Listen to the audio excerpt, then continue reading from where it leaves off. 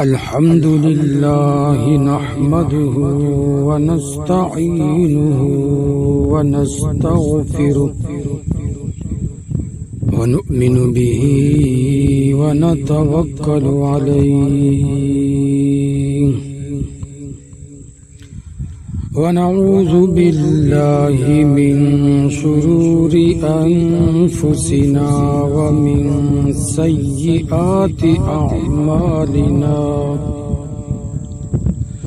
من يهده الله فلا مضل له ومن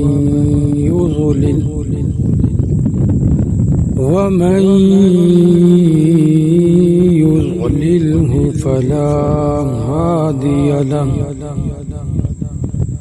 ونشهد أن لا إله إلا الله وحده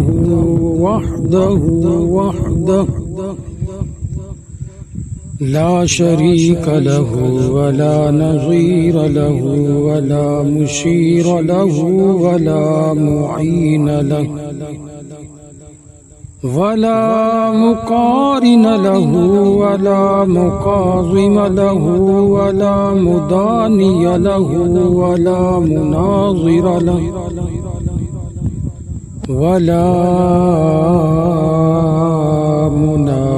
له ولا مثل له ولا مثال له ونشهد أن سيدنا ومولانا محمد سيد الرسل وخاتم الأنبياء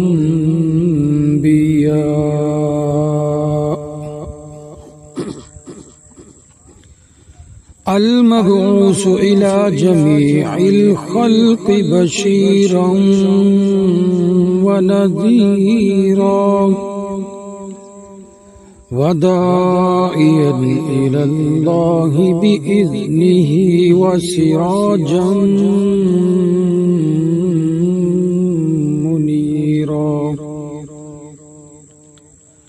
وقال الله تبارك وتعالى في القرآن المجيد والفرقان الحميد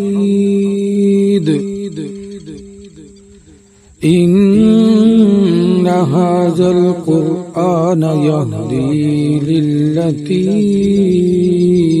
هي أقوم ويبشر المؤمنين الذين يعملون الصالحات أن لهم أجرا كبيرا صدق الله وصدق رسوله النبي الكريم ونحن على ذلك لمن الشاهدين والشاكرين والحمد لله رب العالمين جس دور پہ نازاں تھی دنیا اب ہم وہ زمانہ بھول گئے جس دور پہ نازاں تھی دنیا اب ہم وہ زمانہ بھول گئے اوروں کو جگانا یاد رہا خود ہوش میں آنا بھول گئے منہ دیکھ لیا آئینے میں پر داغ نہ دیکھا سینے میں دل ایسا لگایا جینے میں کہ مرنے کو مسلمان بھول گئے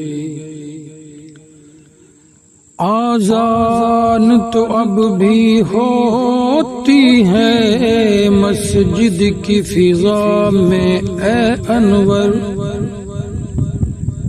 جس ضرب سے دل ہل جاتے تھے وہ ضرب لگانا بھول گئے۔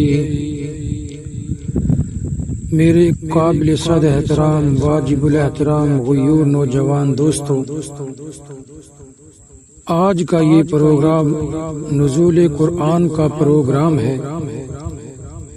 جنہوں نے قرآن سنا ہے وہ خوش نصیب بھی اعزاز لے گئے، اور جنہوں نے قرآن سنایا ہے وہ خوش قسمت بھی برکتیں حاصل کر گئے۔ اللہ تعالی ہمارا یہ قرآن کا سننا اور سنانا قبول فرمائے۔ میرے دوستو، قرآن ایک ایسی کتاب ہے جس نے انسانوں کو پستی سے اٹھایا اور اوج ثریا پر بٹھا دیا۔ خدا کیا ہے یہ قرآن نے بتایا، رب کون ہے یہ قرآن نے بتایا۔ اے انسان تو یہاں دنیا میں کس لیے آیا یہ قرآن نے بتایا۔ تو نے زندگی کیسے گزارنی ہے یہ قرآن نے بتایا۔ میرے بھائیوں، اس قرآن حکیم سے زیادہ جامع کتاب اس پوری دنیا میں اور کوئی نہیں ہے۔ کوئی علم نحو کی کتاب ہے، کوئی علم صرف کی کتاب ہے، کوئی علم تاریخ کی کتاب ہے، کوئی علم جغرافیہ کی کتاب ہے، کوئی علم منطق کی کتاب ہے، کوئی علم فلسفہ کی کتاب ہے، کوئی علم محاورات کی کتاب ہے، کوئی علم بلاغت کی کتاب ہے، کوئی علم بدیع کی کتاب ہے، کوئی علم فصاحت کی کتاب ہے۔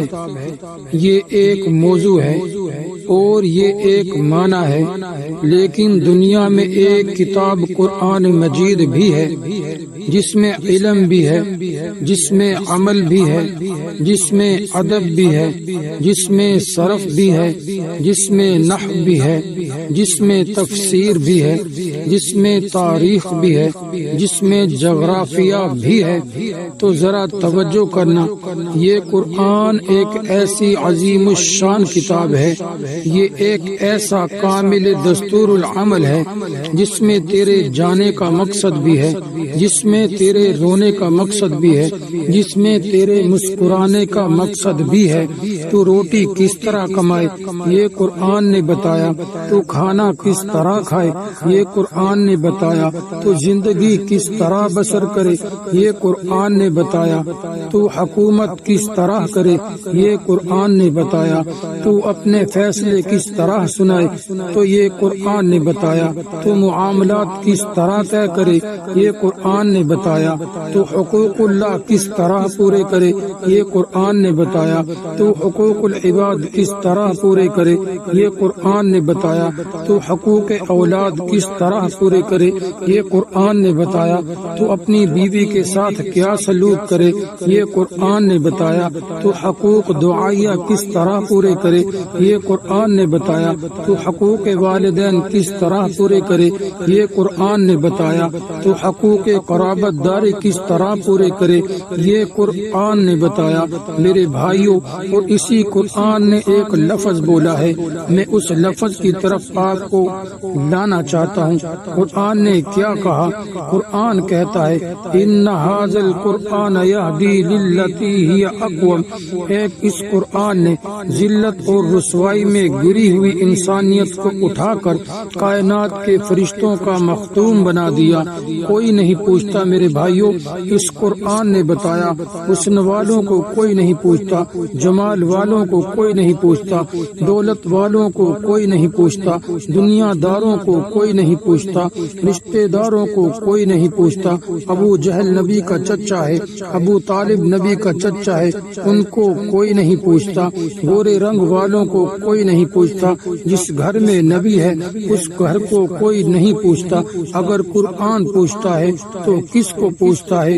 ارے حبشہ کے کالے بلال کو ہر کوئی پوچھتا ہے، تو اس مؤذن رسول صلی اللہ علیہ وسلم سیدنا بلال رضی اللہ تعالی عنہ کو اونچا کس نے کیا؟ قرآن نے کیا۔ کس وجہ سے اونچا کیا؟ میرے دوستو ذرا توجہ کرنا، ابو لہب کے معنی پر غور تو کر۔